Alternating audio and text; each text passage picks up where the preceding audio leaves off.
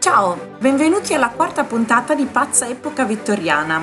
Questa è anche la seconda parte del video sul sesso vittoriano. Se ve lo siete perso, cliccate in alto per vederlo. Vi aiuterà a contestualizzare gli altri video su questo argomento. Iniziamo!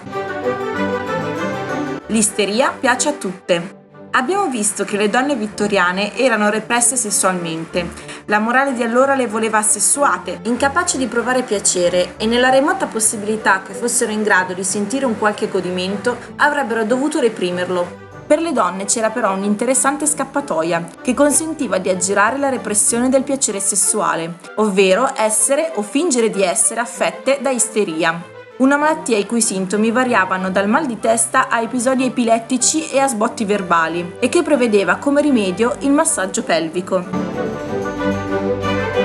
Per le vittoriane stimolare il clitoride non voleva dire masturbarsi, non era nemmeno considerata una cosa sessuale. Considerate inferiori agli uomini sul piano fisico ed emotivo, più deboli e disposte alla malattia, la maggior parte delle patologie di cui soffrivano veniva ricondotta a qualche forma di malfunzionamento degli organi genitali o dell'utero. Dato che le donne non erano in grado di provare desiderio sessuale, l'isteria divenne una malattia completamente avulsa dal sesso. Diedero anche un nome diverso all'orgasmo. Se una donna si accaldava e gemeva per il massaggio pelvico, stava avendo un parossismo isterico.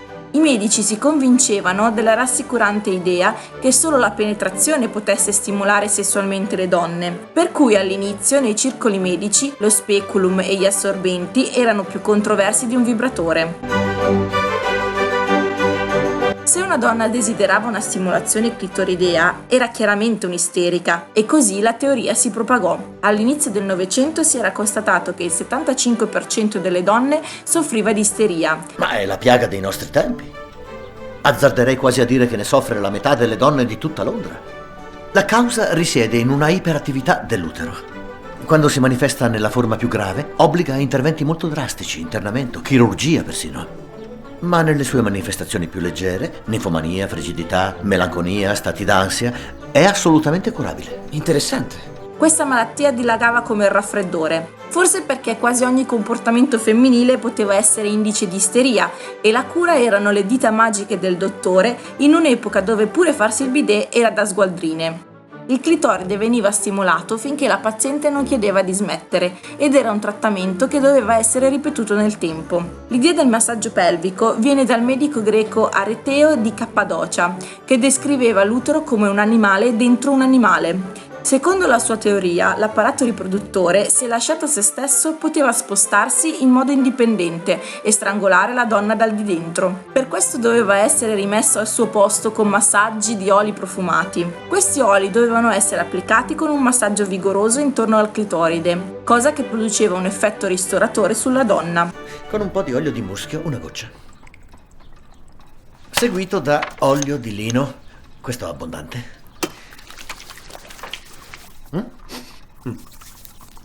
Allora, è pronta, signora Parsons? Sì, dottore, è prontissima. Vede, dottore, con una intensa stimolazione siamo in grado di innescare la reazione piacere-dolore che suscita il parossismo isterico e induce l'utero a tornare nella posizione normale. Strabiliante. L'organo femminile, come lei d'altra parte sa, è assolutamente incapace di provare qualsivoglia sensazione di piacere senza l'effettiva penetrazione dell'organo maschile. E quelle sue inquietudini? Grazie. Dissolte, dottore. Magnifico, magnifico. I motivi dell'isteria cambiarono nel corso dei millenni, dall'utero vagante dell'antichità alla possessione diabolica medievale. Ovviamente le donne erano più prone alla possessione. La vagina era il punto di ingresso per i demoni. I medici raccomandavano il matrimonio, frequenti cavalcate o farsi massaggiare da una dama di compagnia. Nell'età vittoriana la causa dell'isteria era la vita nella società moderna e le pressioni che poneva sulla fragilità femminile. Nel periodo vittoriano i medici attribuivano l'isteria ai comportamenti pericolosi che le donne intellettuali avevano. Tutte queste macchine da cucire e tutti questi libri facevano a pezzi il delicato equilibrio psichico delle donne. Fortunatamente anche la cura dell'isteria aveva fatto passi avanti. La cura dell'acqua, ovvero la doccia pelvica. Invece che darsi subito ai vibratori, i medici hanno cominciato a puntare pompe antincendio contro le donne. Le docce pelviche dirette all'interno coscia furono installate in tutte le stazioni termali europee e americane di metà Ottocento. Le donne le adoravano e andavano in frotte nelle città termali, dove veniva offerto il trattamento. Con i crampi alle mani e le dita affaticate, i medici non ne potevano più di curare l'isteria. Erano tutti alla ricerca di metodi alternativi per velocizzare il processo di raggiungimento del parossismo isterico. Il primo vibratore funzionava con un meccanismo manuale e prima che le città cominciassero a tenere monitorato il consumo di acqua, c'è stata una moda passeggera di vibratori che andavano a mulini d'acqua in miniatura, collegati a un lavandino. Ma la vera invenzione fu il vibratore a vapore. Un medico americano, George Taylor, brevettò il Manipulator nel 1869. Le pazienti sedevano su un tavolo imbottito con una sfera vibrante nel centro. Il mercato principale erano le spa e i medici con una clientela talmente estesa da giustificare la spesa e l'impegno di questo goffo strumento. Alla fine però i medici si stancarono di spalare carbone nella caldaia del vibratore. Mortimer Granville inventò il primo vibratore a batteria nei primi anni '80 dell'Ottocento, anche se dichiarò che la sua macchina non doveva essere usata sul clitoride. Ho evitato e continuerò a evitare il trattamento delle donne con questa macchina, semplicemente perché non voglio essere ingannato né fare in modo che altri vengano ingannati dalla varietà degli stati isterici o da chi mima la malattia, scrisse nel 1883. Invece che fingere gli orgasmi, Granville pensava che le donne fingessero una malattia per avere un orgasmo. Mi sorprendo a immaginare di spaccare la sua grossa testa calva con una grossa accetta. Un senso di spasmodica attesa, una fame. ¿Cómo soportate esto clima inglés? Yo no riesco a cantar por la grande tristeza. Apro mi boca e... Siente? Nada.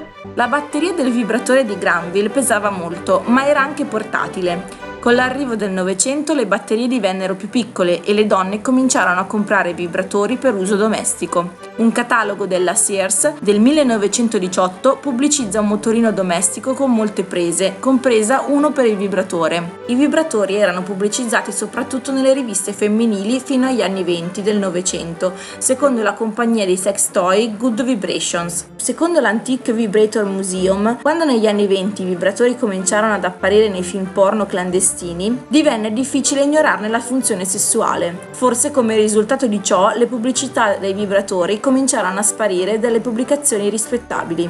L'industria dei sex toy decollò veramente solo negli anni '80 e i vibratori divennero parte integrante della vita quotidiana. Alla fine il momento di gloria dei vibratori era giunto. Iscriviti al canale e attiva la campanella. Se il video ti è piaciuto metti un mi piace o lascia un commento. Al prossimo video, ciao!